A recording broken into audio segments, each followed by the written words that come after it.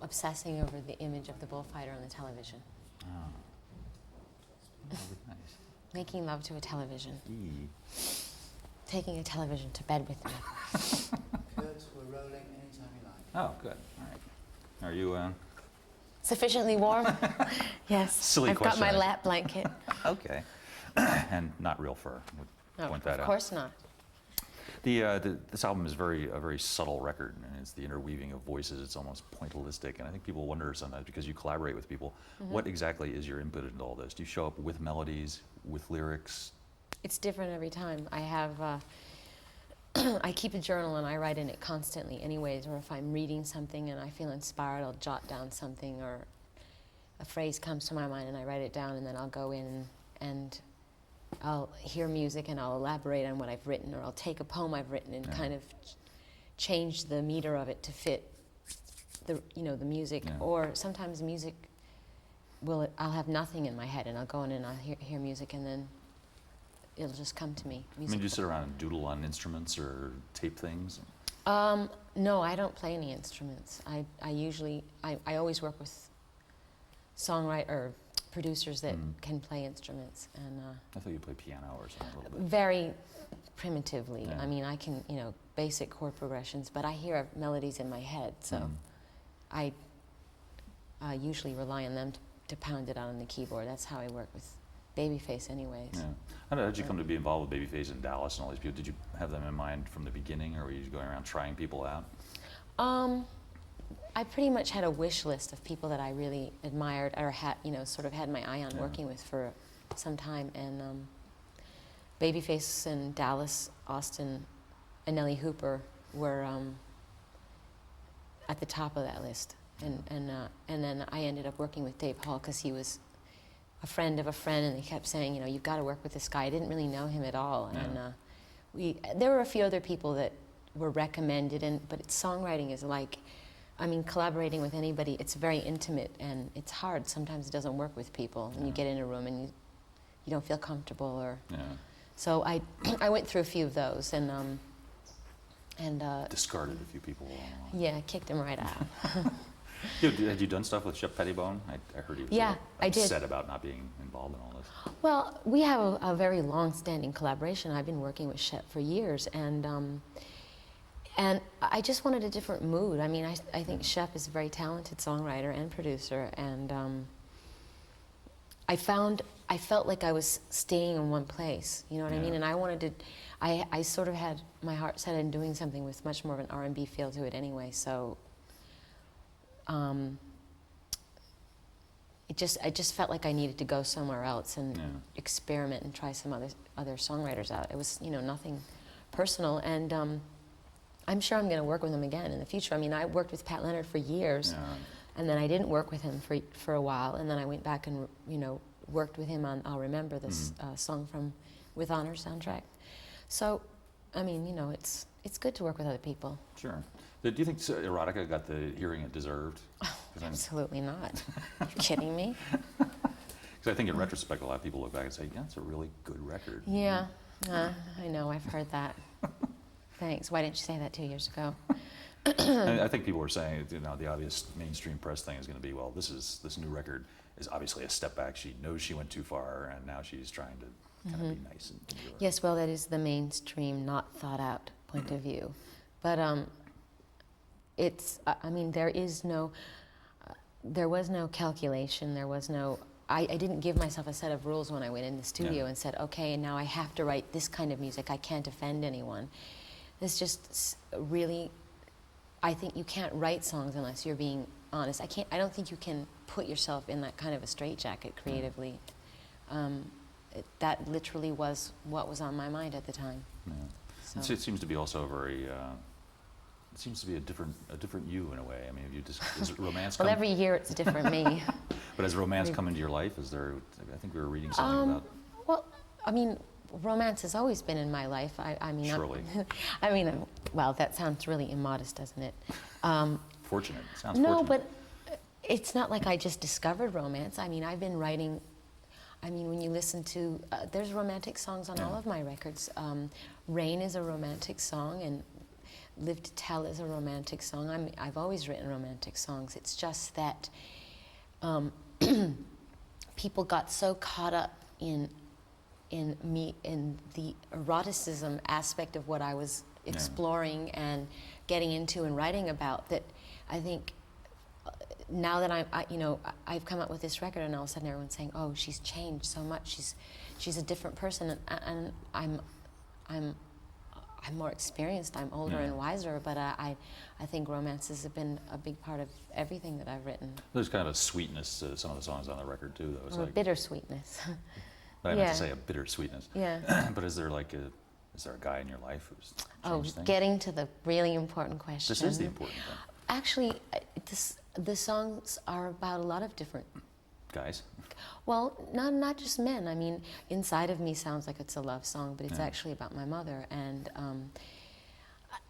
I tend to collect thoughts and as I go through life, and a lot of times it takes me a long time before I can come to terms with maybe a relationship I had years ago. You know what I mean? And I finally found a way to talk about it or write about it. So it's not even necessarily something that was happening to me currently. Yeah.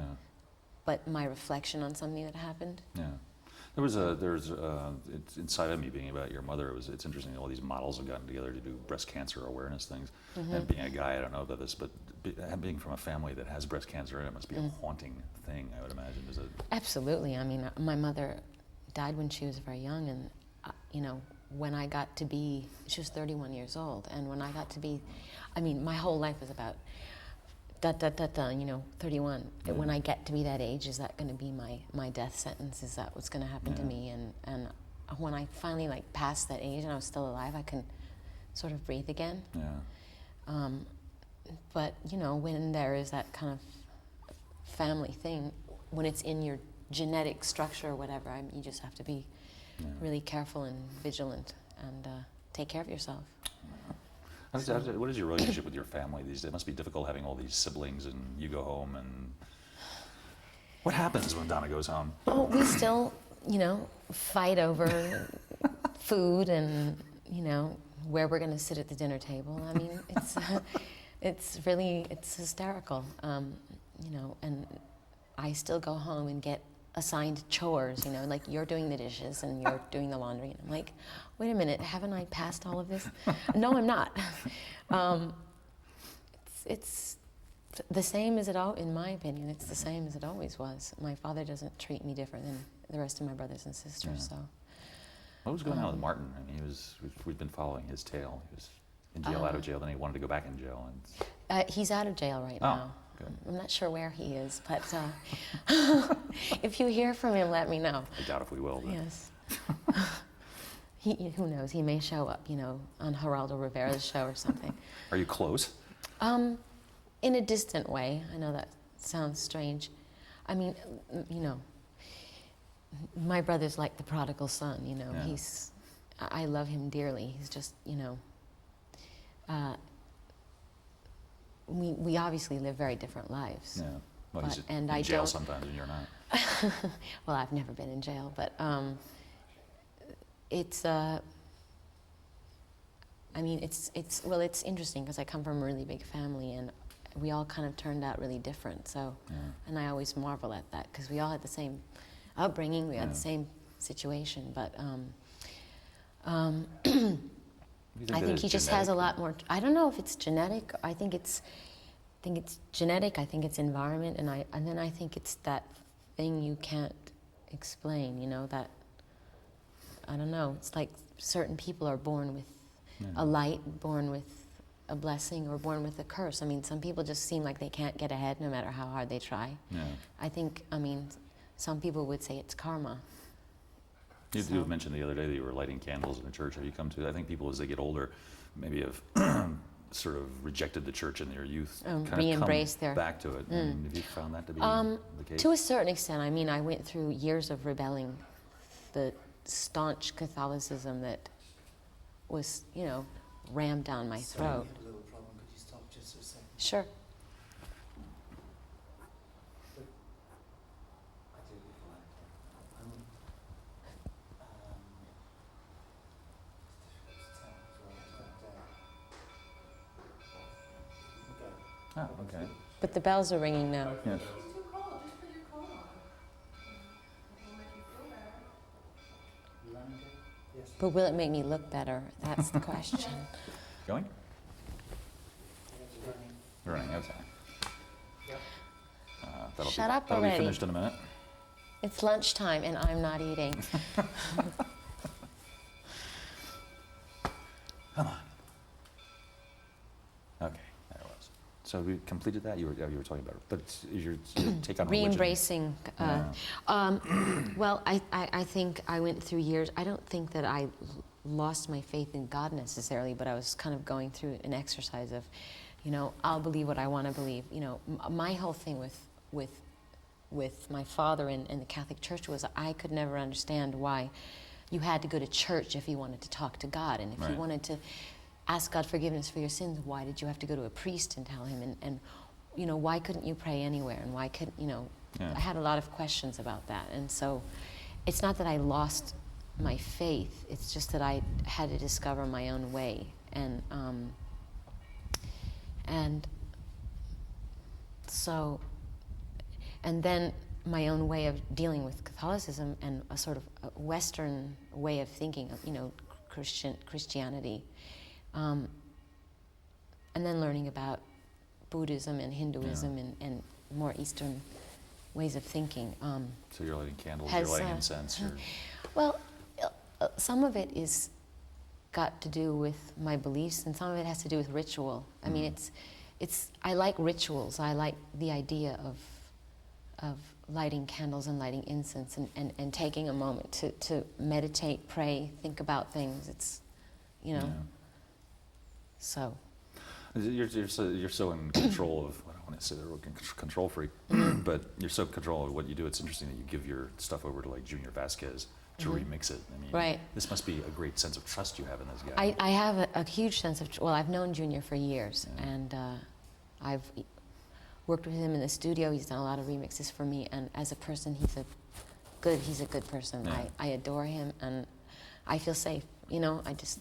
I know that he's going to do. That's amazing. You just send this stuff over and say, do what you will. Yeah, but I wouldn't do that with everybody. No. And I feel like a lot of people want to take, footage of stuff that has, and I mean, it's like, it's a part of me. It's hard for me to let it go to someone I don't know, I don't trust, I don't know who they are. But I certainly do with him.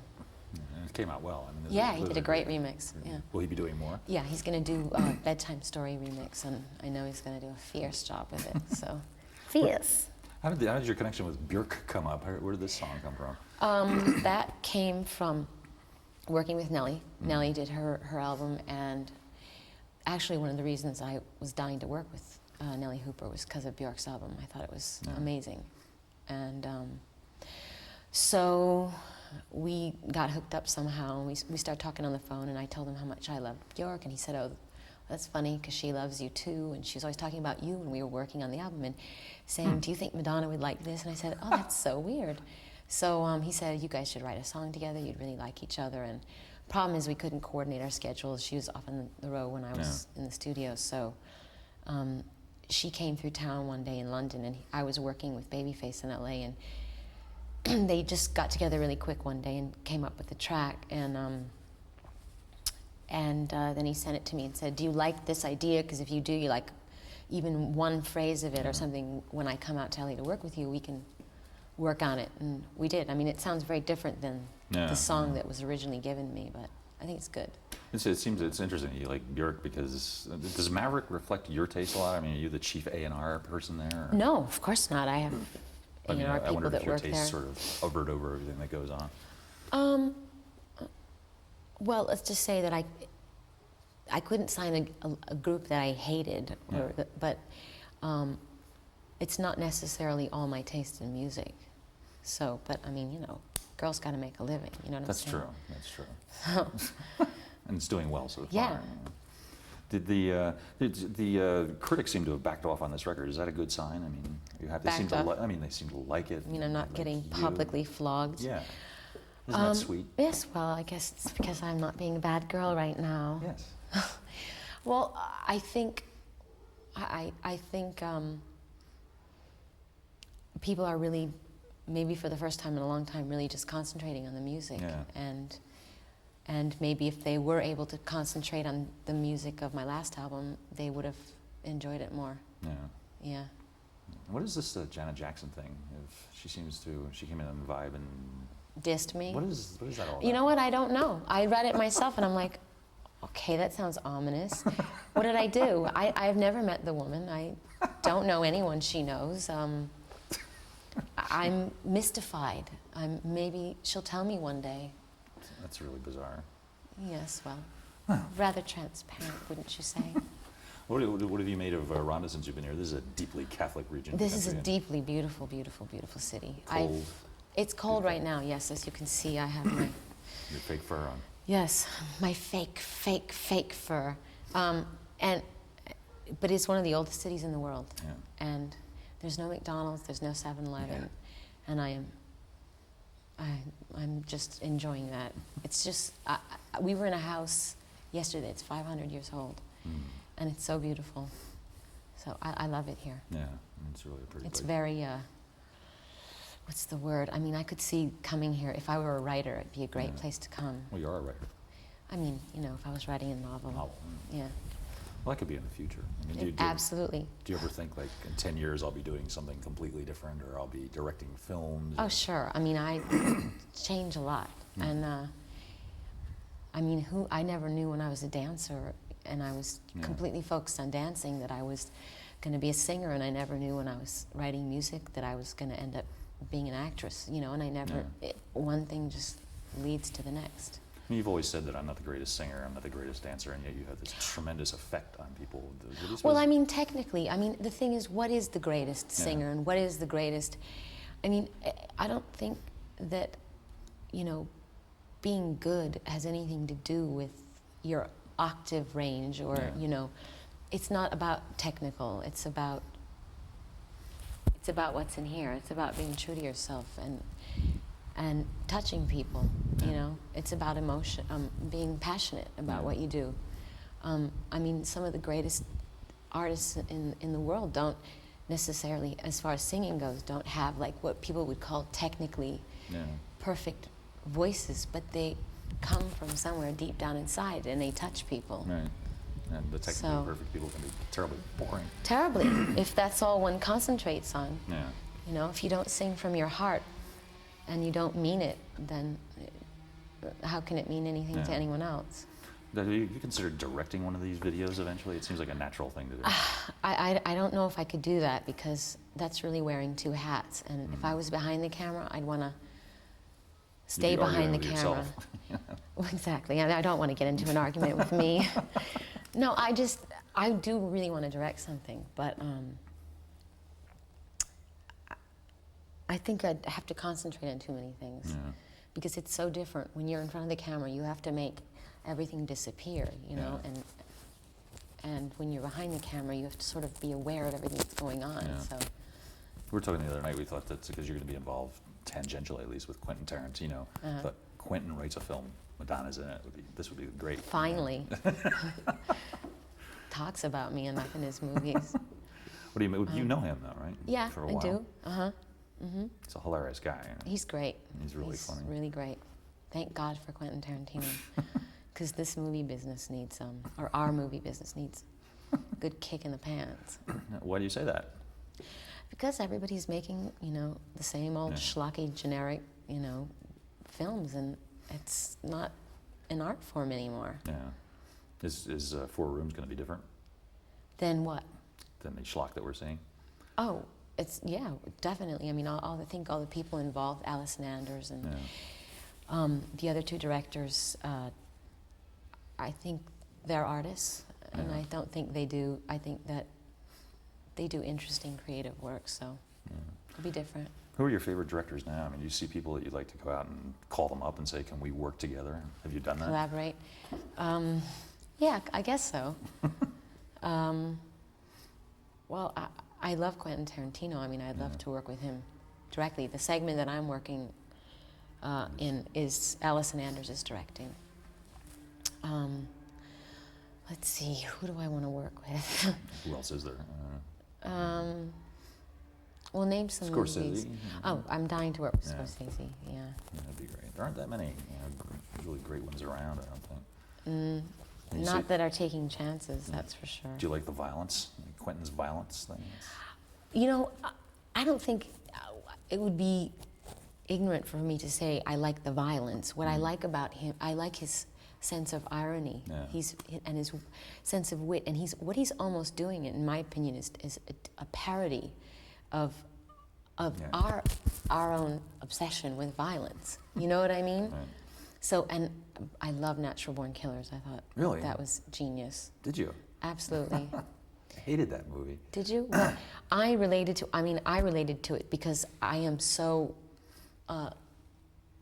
bewildered, mesmerized, interested, and plugged into the power that the Yeah. media has, and how the public is so controlled by it and Yeah. sucked up into it, and you know, and how easily led people are, and how people could make the vilest human being into a hero and make the greatest person in the world into an enemy. You know what I mean? Yeah. I'm really fascinated by that. And, Serial killer trading cards, stuff like that. yeah, and you know, the cult of celebrity, and I think that's what that movie was about. Yeah. So- Although when they have like too much TV going across their bodies, I just thought that was too much. Yeah, but to me it was almost like I felt like someone, you know how annoying it is when you sit in front of a TV and someone keeps pressing the remote and changing the damn channel? Well, that would usually be me. Guys do that. Yeah, well, anyway, that's what it was like, watching a movie, and it was like the world of, like, the assault of TV on your senses, you know? And I think that's what he meant to do. Yeah. Well, you're obviously involved very closely with the cult of personality. I mean, do you ever wish you could escape from it and just be able to go for a walk or something? Yeah, absolutely. I mean, what do you do? Are there disguises? Are there funny hats? Oh, no, because funny hats attract attention too. That's I true. mean, the problem is, for me to get into an elaborate disguise, I'll come out of my hotel looking like a drag queen or a bag lady. You know what I mean? So I'll end up attracting attention to myself. Yeah. So basically, it's just being as anonymous as possible. You know, putting a hat, a baseball cap on, and Yeah. sunglasses, and looking down a lot, and dressing like I shop at the Gap. Yeah. You know, or leaving really early in the morning when no Yeah. one's around. And it's easier, I suppose, in New York or someplace where people don't give you that much Yeah, trouble. I do get hassled a bit in New York, I have to say, but it's actually easiest in Miami or Los Angeles. I mean, in Los Angeles, everybody could care less. I mean, Yeah. because you know, every time you turn the corner, there's a celebrity there. So, Yeah. and Miami's just not really in the entertainment world. So. When did you become attracted to A Miami? Miami freak? Yeah. When I was doing pictures for my sex work. Yeah. Yeah. What is it? Is it the sort of Hispanic atmosphere? Or It's everything. There's a lot of culture down there. There's a lot of mostly Hispanic, mostly Latin culture. There's a lot of art and music. I mean, there's a lot of Cubans there, and Cubans have a lot of heart, and the weather. I mean, there's something in the air. It's Yeah. like when I get off the plane, it's like a tranquilizer hits me. You know, something very heavy and sensual about the weather there. It's very relaxing, very calming. Is that like home now, Miami? It's sanctuary. You know, Yeah. it's home is. You know, I get confused. I don't know where I live anymore, but Miami's where I go when I want to get away and just really relax. Yeah. Do each of your places, the one in LA and New York, do they have a different atmosphere to them? And you decorated them all differently? Yeah, my house in LA is really like very much like this. This house we're in, very kind of Spanish, Yeah. Somewhat warmer. Italian, Moorish, almost. It's kind of like a castle. Yeah. It's tile floors, high ceilings, and heavy furniture. And my apartment in New York is sort of like a Parisian Art Deco apartment, you know, in the 20s. Yeah. And Miami's like, I can't describe Miami. The house in Miami is very old too. It's Castilian, and it's almost 100 years old. a little bit similar to this, but simpler, cleaner, and Yeah. it's like a beach house. Do you decorate these places yourself, or do you have someone who goes out and... No, with my unbelievably talented brother. Ah, that's true. Yes. I'm surprised you don't have a place in Europe. A little Yeah, everybody keeps saying that to me. retreat in Paris. A little pied-à-terre. Yes. I thought about that too, but I don't know. It's a nightmare. It's already a nightmare having all the houses I have and like, you know, making sure that, you know, no one's breaking into my house and people are True. taking care of things, and I can't handle it. You have the David Letterman And you- thing, somebody will be living there while you're not there. Exactly. Yeah. Speaking of David, Yes. Speaking of my boyfriend, how did it come about, this rapprochement? How did you get back together again? Was it a serious rift, or? no, that was something the media created. Well, you were on Don't television tell saying, anybody. you know, I what? you were on his show saying all these Bad words? bad words. Yes, I know, but it was a performance. It wasn't, you know, a real argument between us, and Was Dave aware of this?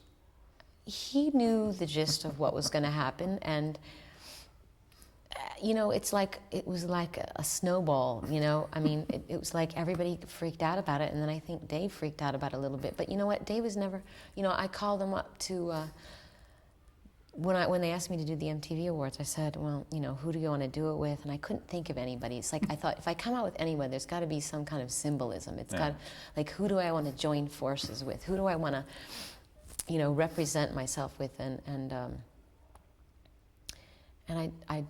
I thought, wouldn't it be great to come out with David Letterman? Because everyone thinks we're in this, like, huge world war. And so I called him up and asked him. And I said, Dave, are you ready to bury the hatchet? He goes, there is no hatchet. Oh. So I said, all right. Well, and he was very agreeable and actually so nervous. It was really touching. Really? Yeah, I mean, he was green. And he was so sweet, the way he was gripping my arm as we walked out on the stage. But, you know, I have to say I adore him. I know that sounds completely perverse, but I do. Well, he's great. He's the best thing on television. Yeah. He's really good. Yeah. Are you a fan of other stuff like Absolutely Fabulous? Or do you watch Yeah, any of this stuff? that's good. Like that.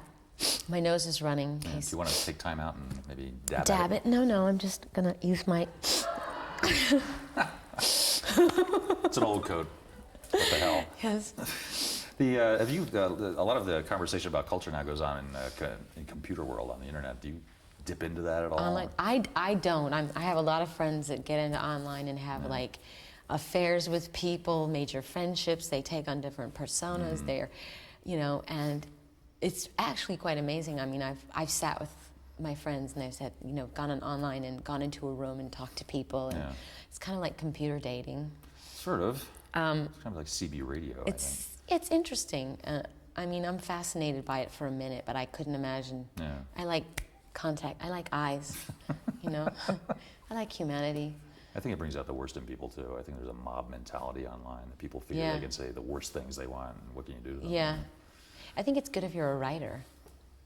I think. I mean, I've seen some beautifully written letters, just as an exercise, but. Yeah. And there are people online probably impersonating you and saying things in your There name. absolutely are, because my friends come and report to me like, you were supposedly online the other day, and I wasn't. So. Where will you go from here? You'll finish this video, and then Okay, can you stop? We've got a tape change. I can imagine where that question is going.